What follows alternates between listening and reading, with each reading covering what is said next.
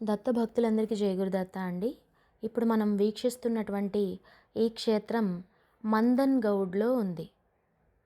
ఇది ఎక్కడ అనుకుంటామేమో, ఇది మనం శ్రీ గురుచరిత్ర చదివేటప్పుడు 10వ అధ్యాయంలో వస్తుంది. చూస్తున్నారు కదా, అక్కడ సన్నివేశాలన్నీ మీకు కళ్ళకు కట్టినట్టుగా చూపించారు. ఎవరైతే శ్రీ గురు చరిత్ర చదువుతున్నారో వారికి తప్పకుండా అర్థమవుతుంది. శ్రీ గురుచరిత్ర అక్కడ తప్పకుండా చదువుకోండి. 10వ అధ్యాయము వల్లభేసుని ప్రాణాలు స్వామివారు ఎలా రక్షించారు అనే విషయాలు అన్నీ ఉంటాయి. ఇక్కడ మనకు హనుమంతుడు ఎక్కడైతే ఉన్నాడో ఆ ప్రదేశం ఇక్కడ ఉంది. హనుమాన్ చాలీసా కూడా మనకి ఇక్కడ రాసి ఉంచారు భక్తులు చదువుకోవడానికి అనుగుణంగా. ఈ చుట్టుపక్కల కొండలతో అంటే అలాగే మనకి అనిపించేలాగా ఉంటాయి. చుట్టూ కొండల మధ్యన దేవాలయం ఉందా అన్నట్టుగా చాలా చాలా బాగుంటుందన్నమాట.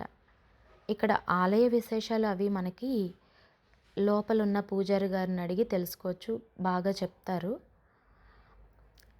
ఈ చుట్టుపక్కల మనం చూస్తున్నది నవనాథులు, స్వామివారికి ఎంతో ప్రియభక్తులు. ఇంతకుముందు మనం వీరి పేర్లు చర్చించుకున్నాం కదా. స్వామివారికి ఎంతో వినయంతో నమస్కరిస్తూ ఇక్కడ మనకు నవనాథులు కనిపిస్తారన్నమాట. ఈ ఆలయం నుంచి బయటకు వచ్చిన తర్వాత ఈ పక్కనున్న ఆలయము మనకు నవనాథులు కనిపిస్తారు. ఈ స్థలం చూసారు కదా, ఇక్కడ ఈ శిలలన్నీ కొండ ప్రాంతంలాగా అనిపిస్తుంది దేవాలయం వరకు మాత్రం.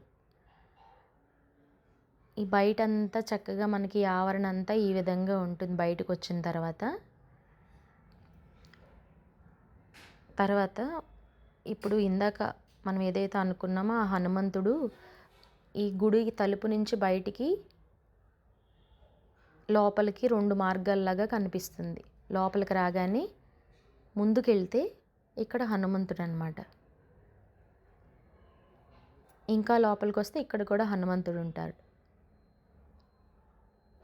మరికొంత లోపలికి వెళ్తే అన్నదానం కూడా జరుగుతుంది లోపల. ఈ బయట మనకు శ్రీపాద స్వామివారు స్వాగతం చెప్తున్నట్టుగా ఉంటుంది.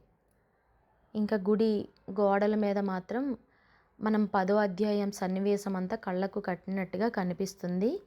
ఇక్కడ శివాలయం కూడా ఉంది.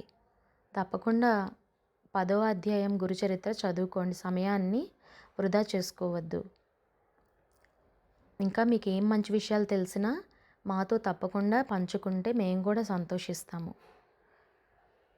మా ఛానల్ని ఇలాగే తప్పకుండా సబ్స్క్రైబ్ చేసి కొద్దిగా సపోర్ట్ చేయండి.